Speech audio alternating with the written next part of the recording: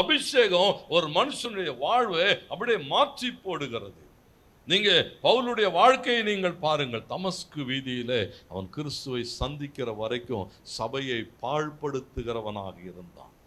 சபை மக்களை சிதறடிக்கிறவனாக இருந்தான். தேவனுக்கு மகிமை உண்டாகட்டும். தமஸ்கு வீதியிலே கிறிஸ்து அவனை சந்தித்ததற்கு பிறகு, அவன் மேலே பரிசுத்த ஆவியானவர் ஊற்றப்பட்டதற்கு பிறகு, அந்த அபிஷேகத்தினாலே நிரப்பப்பட்டவனாக எந்த மனுஷன் சபையை பாழாக்கி கொண்டிருந்தானோ அந்த மனுஷன்தான் தேசங்களை தாண்டி தேசங்களுக்குள்ளாய் சபைகளை கட்டி எழுப்பினான். எந்த மனுஷன் தேவ ஜனங்களை சிதறடித்து கொண்டிருந்தானோ அந்த மனுஷன்தான் ஜனங்களெல்லாம் என்ன செய்தானா சபைக்குள்ளாய் கூட்டி சேர்க்கிறவனாய் இருந்தான். ஏன்னா ஒரு அபிஷேகம் ஒரு மனிதனுடைய வாழ்வை மாற்றமடைய வைக்கும்.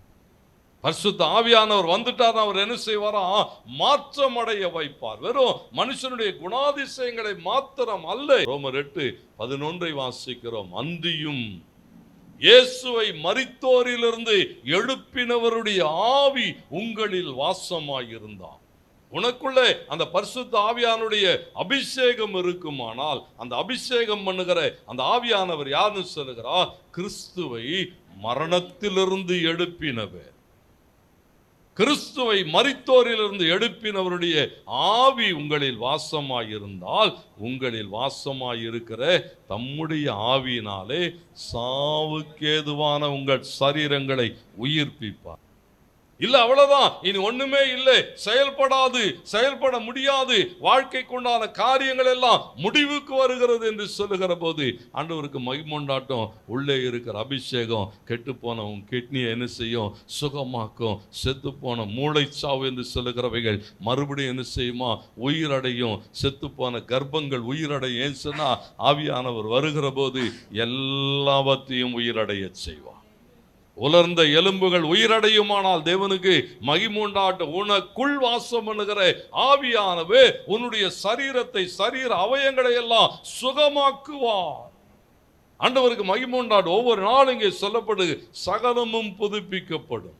யோவேல் 2:25 வாசிக்கிற போது அங்கே சொல்லப்பட்டிருக்கிறது, வெட்டுக்கிளிகளும் பச்சை கிளிகளும் பச்சை புழுக்களும் பட்சித்த வருஷத்தின் விளைவை திரும்ப அழிப்பேன்னு சொன்னார்.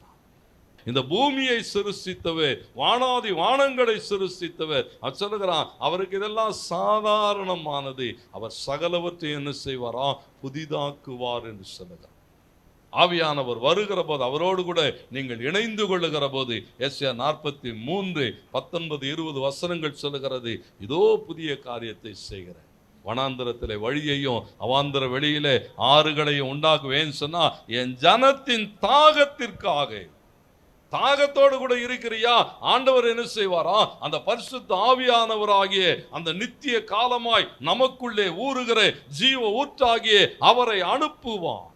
தாகம் தீர்க்கிற ஆவியானவர் இங்கே சொல்லப்படுகிற என் ஜனத்தின் தாகத்துக்கு வனாந்தரத்திலே தண்ணீர்களையும் அவாந்தர வெளியிலே ஆறுகளையும் உண்டாக்குவேன். ஒவ்வொரு நாள் ஆண்டவருக்கு மகிமை உண்டாகட்டும். நல்லா யோசித்து கொள்ளுங்கள். நீங்கள் தேவ ஆவியானவராலே நடத்தப்படுகிற போது உங்கள் தேவைகள் சந்திக்கப்படுகிறது மாத்திரமல்ல, வேதம் சொல்லுகிறது ஒரு பெரிய பாதுகாப்பு. எஸ்ஐயா 59:19 சொல்லுகிறது, ஆவியானவர் கூட இருந்தால் ஒரு பெரிய பாதுகாப்பு. சத்துரு வருகிற போது ஆவியானவர் என்ன செய்வாரா? வெள்ளம் போல அவனுக்கு விரோதமாய் கொடியேற்றுவார். ஆபத்து வரும்போது, அசாதாரணமான சூழல்களுக்கூடாக நீங்கள் கடந்து போகிற போது, சிம்சோன் அப்படிதான் கடந்து போகிறான். ஆண்டவருக்கு மகிமை உண்டாகட்டும். திடீரென்று ஒரு பாலசிங்கம் என்ன செய்கிறதா? அவன் மேல் பாய்கிற போது அந்த பாலசிங்கம் பாய்கிற வேகத்துக்கு வேகமாய், கர்த்தருக்கு மகிமை உண்டாகட்டும், பரிசுத்த ஆவியானவர் சடுதியிலே அவன் மேலே இறங்குகிறார். ஒரு புது பெலன் வருகிறது.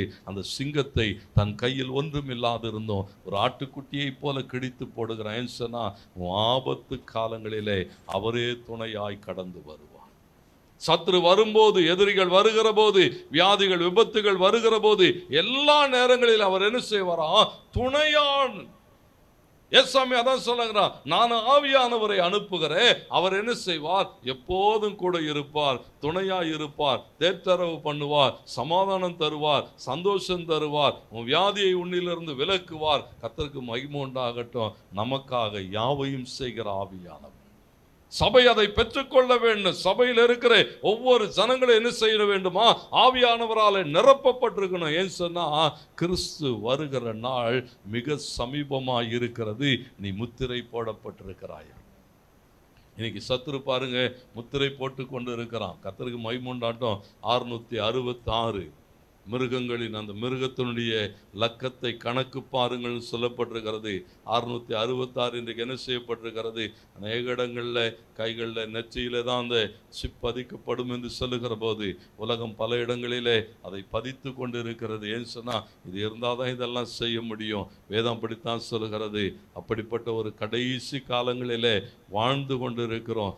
தேவ ஆவியானவராலே முத்திரை போடப்படுகிற போது எந்த சூழலையும் தாண்டி தேவன் என்ன செய்வாரா, நம்மை ஜெயிக்க வைப்பார். ஏன்னா அவர் வரும் நாளில் அவர் என்ன செய்வாரா, அப்படியே கரமசைத்து நம்மை சேர்த்து கொள்ளன்னு சொன்னா, அவராலே அடையாளம் பண்ணப்பட்டிருக்க வேண்டும்.